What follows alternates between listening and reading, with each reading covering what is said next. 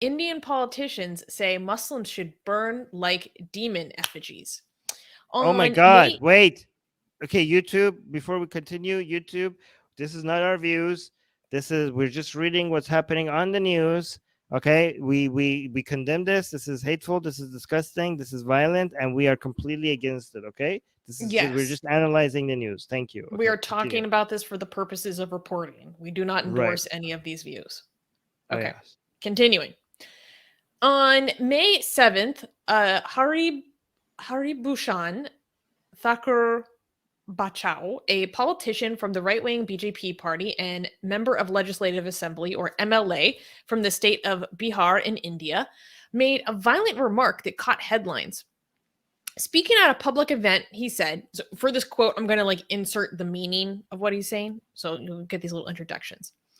Speaking at a public event, he said, quote, "We need a Hanumanji," meaning the Hindu monkey god, "so that our youth could be strong and the people of our country could be strong. Just like Ravana, who's a demon king, Ravana's Lanka, meaning fortress, was burnt down by Hanumanji, the demon-like Ravanas who are hovering over Bihar and the country should also be burnt." This comment refers to characters from the foundational Hindu epic, the Ramayana, and many interpret the phrase demon like Ravanas to refer to the minority Muslim population of India. He further added that the violence done by quote unquote demons is no less intense than the violence in Kashmir.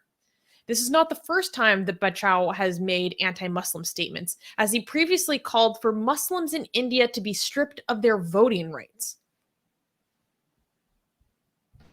Okay. This is it just me, or is this becoming like just a constant thing? Or are we just reporting it No, more it's not often? just you. It is not at all just you. Okay. Is It it seems legitimately is escalating and it's constant. It's just like an everyday thing. this is the worst case of "we told you so" from 2 years ago, right? Anyways, Oh my god, um, you're right. yeah, Yeah, and like I also, don't I don't this is one thing I don't want to be correct on. And what drives me crazy is that people keep saying, "Oh, well this is just fringe. It's fringe. The calls for genocide are fringe. They're fringe." This man is an elected actively serving politician. right.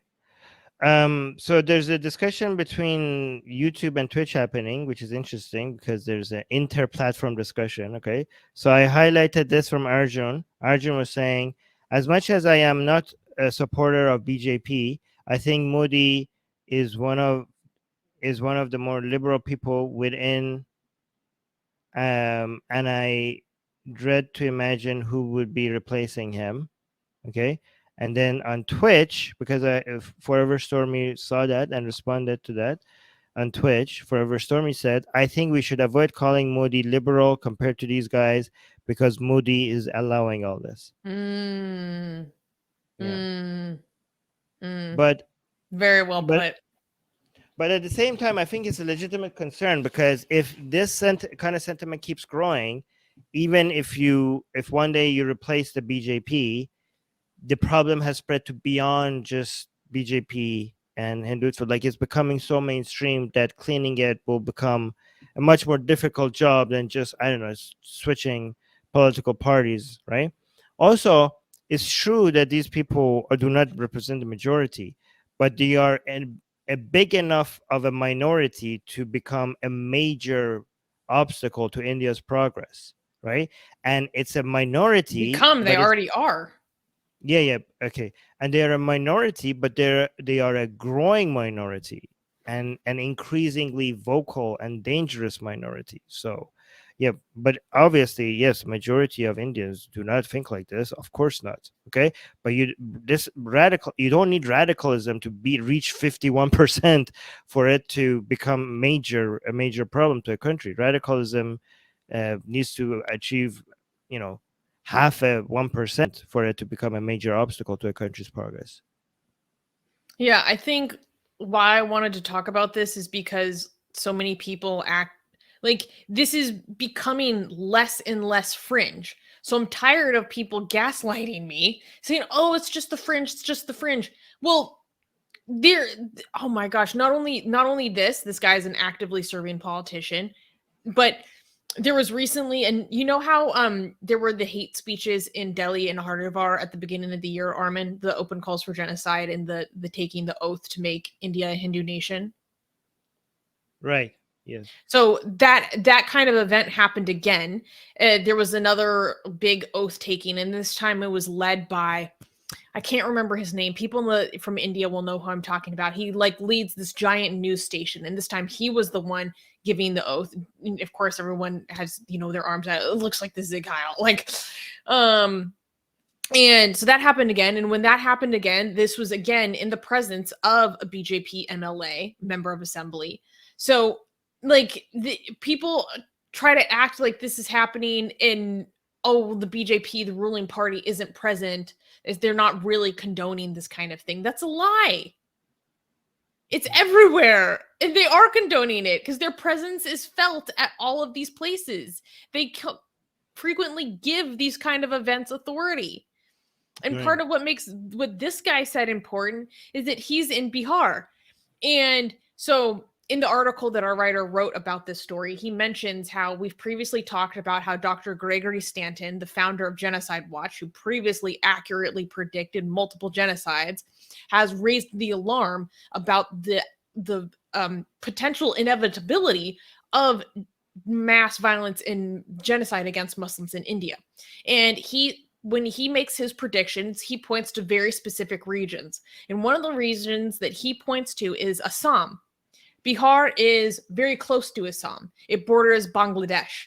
And part of the reason why there's this tension there is because Bihar has a much larger Muslim population than the rest of India. I think it's like something like 47%, which is huge in comparison to many of the other places in the country. And so they specifically pointed to Assam, or kind of these regions surrounding Bangladesh, as the places of ethnic cleansing, because there is a push to force all these people who came into India during the Bangladeshi War of Liberation, and maybe legally, maybe there's like a lot of gray area. It's really complicated, but basically push all these Muslims, cleanse them out, and push them back into Bangladesh, because they say that they're there illegally. So this is all happening in this around the same region where he's making these predictions. And we get rhetoric like this. That's a lot of detailed information, Susanna. I don't know how you know all of this. That's amazing. Well, thank you. I just want to correct Asian American saying, aren't the Islamic angels technically Ashuras of the Devas, and the Devas are the Vedic Devas? No. That you're confusing Zoroastrianism with Islam. Okay, so the Ashuras, who are the demon-like creatures in Hinduism, in Zoroastrianism, their Ahura is more like an angel. So the demons in Hinduism represents the angels or godlike divine creatures in Zoroastrianism. Islam is like a Semitic religion. Hinduism and Zoroastrianism are Indo-Aryan religions, so that's why they're closely connected. Islam is not connected to Hinduism, right? Not until recently. And the opposite is also true, where the devas in Hinduism, they are divine. That's where the word divine even comes from, because English is also connected to it's an Indo-European language, just like Sanskrit and Persian are. So that's why they're connected. Divine, diva, these are holy, but in Persian or in Zoroastrian religion, devs are the demons. So basically Zoroastrianism and Hinduism are polar opposites, where what creatures are considered demons and which creatures are considered divine. They're a mirror image of each other. And the reason might be because they were at some point in conflict. We don't know. I mean, I don't know. So so I knew my live chat would not let me down. The person I was referring to who gave that oath, that hate oath again recently, was Suresh Chavhanke. Thank you. Boop boop. And Forever Stormy is kind of giving me correction, saying the Muslims in Bihar are not Bangladeshis. They have been in Bihar for centuries. Assam is a different story. Can't tell how many refugees are from Bangladesh. Thank you. I knew that it's very close, and so, but it's not the same. Like Assam is on the other side of Bangladesh. But I thought it was. I wonder how much of that history about what happened in Assam influences this kind of attitude. I could be wrong, but I thought that was interesting to consider. So thank you, Stormy. And Puya is saying, why can't I donate or give super chats and stickers? It's because we enabled donations. And so now everything is donations. You could become a member. Oh, that's true. Okay, Puya, so you have the member option if you want to, and that would make me see your comments easier, because if you notice, I highlight member comments more often than other comments. So if you want to help us out, you could do that by being a member. Atheist Republic needs your help. We've been the target of many legal attacks by Hindu nationalists ever since our founder, Armin Navabi, blasphemed against Hindu deities. We have retained legal counsel to help us defend our access to our community in India. We have started a fundraiser that will help us afford to tackle many legal issues, including judicial harassment and censorship. Whatever you can contribute will go a long ways in helping us in this fight. Link in the description below.